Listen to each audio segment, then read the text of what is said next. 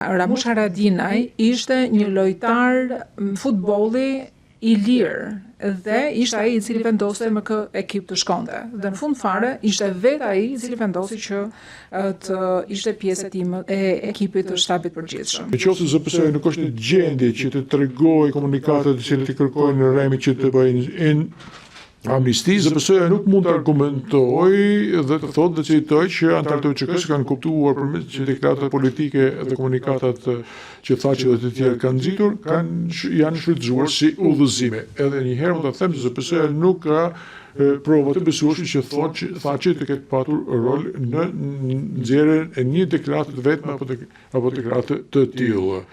Në 182 tani, depozitivi 182. Në paragrafin 497, ZPS-ja thotë që Thaçi ka drejtuar mesazhe ndërkombëtare, i cila ka mohuar, ka zvogluar politikën e shënjestrimit, ndërkohë që deklaratat e shtabit të përgjithshëm dhe komunikatet kanë vazhduar që ta propagandojnë këtë politikë brenda. Dhe një numër pyetjes dalin këto, si mund të që deklaratat e shtabit të përgjithshëm dhe komunikatet ta propagandojnë gjë të tilla në mënyrë të brendshme, ato ishin deklarata publike. Si mund të mos e shitin ndërkombëtarët atë të shqyrturin shënjestrimin e kundërshtarëve për krime, ndërkohë që në mënyrë të brendshme mund ta shihte UÇK-ja. Si ka mundësi që Zyrapi nuk e ka deshifruar këtë dhe ta kuptonte se UÇK-s po i kërkoi përmes komunikatave që të luftonte kundërshtarët dhe të bënte krime lufte, të tre depozitivet në vazhdim nuk duhet të transmetohen në publik. Në paragrafin 498, ZPS-ja thotë që Thaçi nuk ka treguar informacion që kishte lidhur me viktimat me qëllim që të pengonte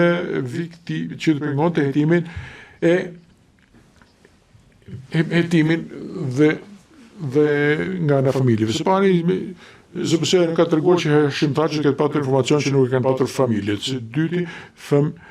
Së dyti, takimet e zotit Thaçi me familjet nuk janë pjesë e periudhës së aktakuzës dhe janë jashtë jurisdiksionit të kohor dhe nuk mund të shfrytëzohen si actus reas dhe për krimet të cilat paraqiten në këtë aktakuzë. 184.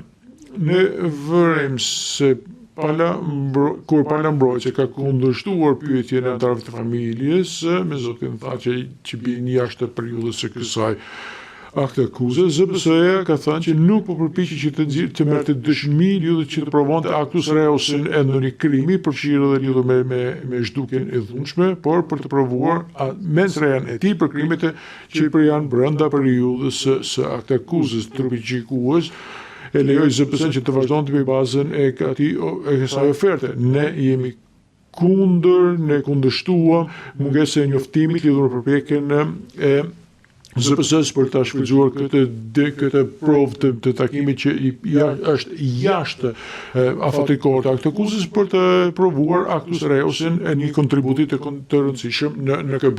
Në paragrafin 499, ZPS-ja pretendon që takimi Thaçit me Human Rights Watch në nëntor të 98-s ka legjitimuar së brendmi krimet e UÇK-s duke çuar më tek shtohësimin e përbashkët të kriminal, siç kemi shpjeguar në paragrafin 271-277 të deklaratës sonë përfundimtare, ka një interpretim të arsyeshëm që Thaçi e ka përquar këtë informacion nga takimi me Human Rights Watch dhe Fred Abrahamsin dhe u krijuar një gjykatë ushtarake. Në të njëjtin muaj Zyrapi lëshoi urdhra për të ndaluar abuzimin e civilëve, të cilët ZPS-ja vetë pranon që ishte mundësi për të treguar ndërkombëtarët që ishin ushtri e disiplinuar. Fushënimi 280 të ZPS-s është arsyeshme që të arrihet konkluzionit që Hashim Thaçi ka kaluar atë që kishte mësuar nga Fred Abrahams, dhe kjo çoi në faktin që shtabi i përgjithshëm u përpoq që të përmirësonte zbatimin të shtetit ndërkombëtar. Gjatë argumenteve të mbyllësve në shtator 2026, ZPS-ja foli për takimin për këtë takim dhe tha që ishte një shembull i fjalëve të zotit Thaçi dhe e sjelljes së tij që ishte në fakt vetëm një pretendim i anëtarëve të NKB-s për të fshehur shënjestrimin e dëshmitarëve kundërshtarëve dhe krimet. Edhe një herë e them se asgjë në këtë nuk ka cituar transkriptin të shmisë Zotit Abraham që ta mbështesh këtë argument. Zoti tha që e ka thënë në mënyrë specifike, ka kërkuar Zotit Abraham që kjo çështje për këtë çështje dhe gjykatësi Barte në fakt i ka pyetur Zotin Abraham pikërisht këtë pyetje, ai tha se nuk ishte në gjendje që të fliste lidhur me këtë takim, siç mund të shihet në diapozitivin 187 dhe 188. Kalojmë tani në diapozitivin 191. Në paragrafin 501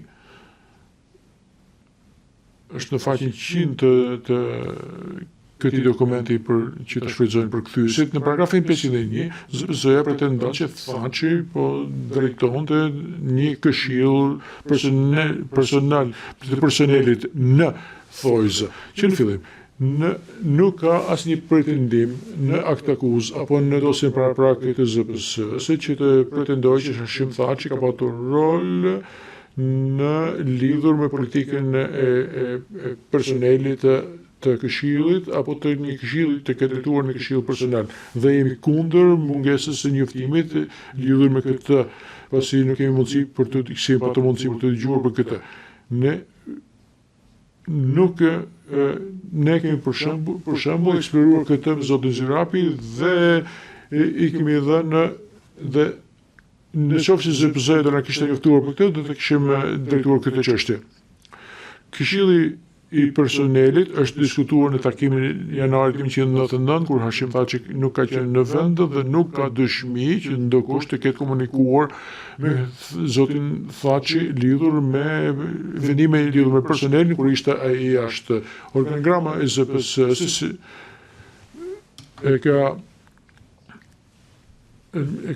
ka thotë që drejtoria e personelit është në varësi të Zyrapit. Në paragrafin 172-134 ZPS-ja thotë që përmes kësaj drejtorie, shtabi i përgjithshëm ka miratuar, konfirmuar, caktuar personat e besuar, të cilët kishin demonstruar besnikëri dhe angazhim ndaj synimit të përbashkët kriminal dhe kanë shkarkuar ato të cilët nuk kanë qenë pjesë e kësaj.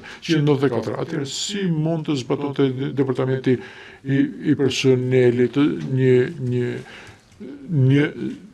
që mund të zbatonte një politik të një synimi të përbashkët të kriminal kur ishte në Zyrapin dhe ZPS-ja thotë në paragrafin 1432 që ai nuk ishte në të njëjtin rreth të brendshëm të shtabit të përgjithshëm të akuzuarit, nuk ishte mësuar nga anëtarët e tjerë të UÇK-së. Dhe këto janë faktorë të cilët bëjnë që të mos diskutohen çështjet në KP-s, pasi nuk i besojnë atij lidhur me politikën e luftës kundërshtarëve. Në paragrafin 176, për shembull, u fol në paragrafin 176 se harritja përmes personelit, drejtorisë së personelit, thot në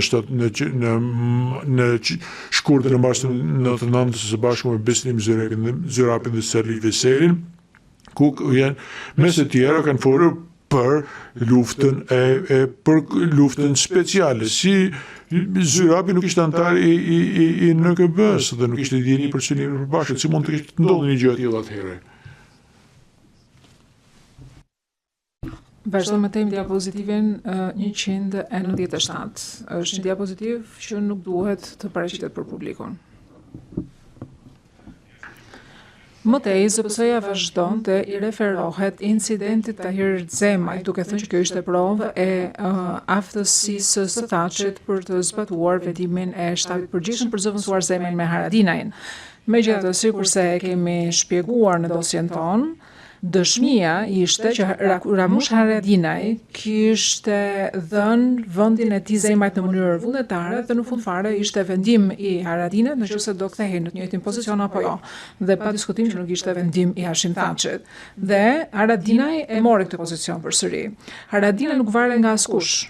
Në qoftë se mund të përdor një analogji të sportit, Ramush Haradinaj ishte një lojtar futbolli i lirë dhe ishte ai i cili vendoste me kë ekip të shkonte. Dhe në fund fare ishte vetë ai i cili vendosi që të ishte pjesë e ekipit të shtabit përgjithshëm.